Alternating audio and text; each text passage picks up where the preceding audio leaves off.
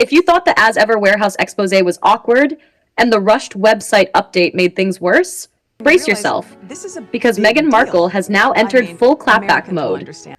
And not subtly, not with grace, but loudly, breathlessly, and through her go-to outlet, People magazine. After Reddit researcher Infinite Sky 5 revealed that As Ever products were clearly not flying off the shelves, Meghan's reaction wasn't transparency, humor, or even silence. Instead, it became a full-scale PR lecture, insisting the public had simply misread the numbers. According to People, the inventory figures shown on the website lack critical context and supposedly signal a brand enjoying strong demand while gearing up for international expansion. You know, the kind of expansion where purchase limits quietly appear and stock levels vanish overnight. A conveniently unnamed source with inside knowledge, known in PR speak as Meghan herself, insisted the inventory shows momentum, not stagnation. Apparently, the shelves aren't packed because nothing sold. They're packed because everything sold so well that the brand boldly ordered massive quantities more. Right? That's totally how that works. We're told the business isn't merely successful, it's supposedly flying off the shelves. Which is interesting, because if that were actually true, we wouldn't be here talking about hundreds of thousands of unsold jars, slowly aging like expensive regret. And the spin doesn't end there. Another outlet was given an even more dramatic version of events. Meghan allegedly ordered 1 million jars of fruit spread, sold nearly 860,000, and now has just about 130,000 remaining.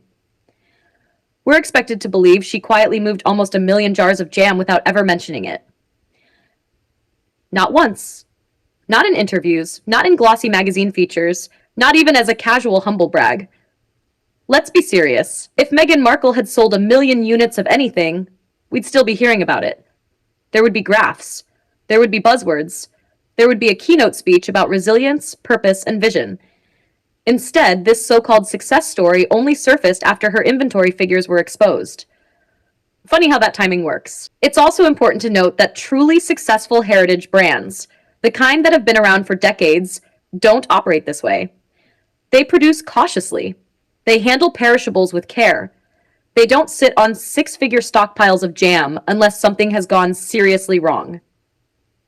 High-end producers usually keep inventory in the hundreds, not the hundreds of thousands.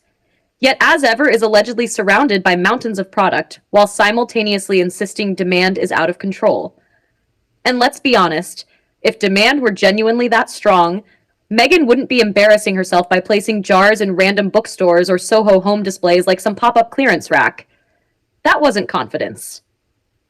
That was desperation. The real giveaway, though, isn't the numbers. It's the behavior. If the expose were nonsense, Meghan could have laughed it off, ignored it, let the brand's success speak for itself. Instead, she unleashed a steady stream of clapbacks, feeding conflicting stories to different outlets, each one more unbelievable than the last. That's how scandals work. It's never the original mistake that takes you down. It's the cover-up, the scrambling, the gaslighting, the frantic insistence that reality is wrong and everyone else just doesn't get it. Right now, As Ever isn't projecting confidence, it's projecting panic. A brand supposedly gearing up for global domination doesn't need emergency PR explanations for why its warehouse looks like a Costco dedicated to chutney. And here's the final point. If Meghan had really sold 1 million jars, none of this would faze her. She wouldn't clap back. She wouldn't spin. She wouldn't care what Reddit thinks. She'd be too busy counting receipts and mapping out the next launch.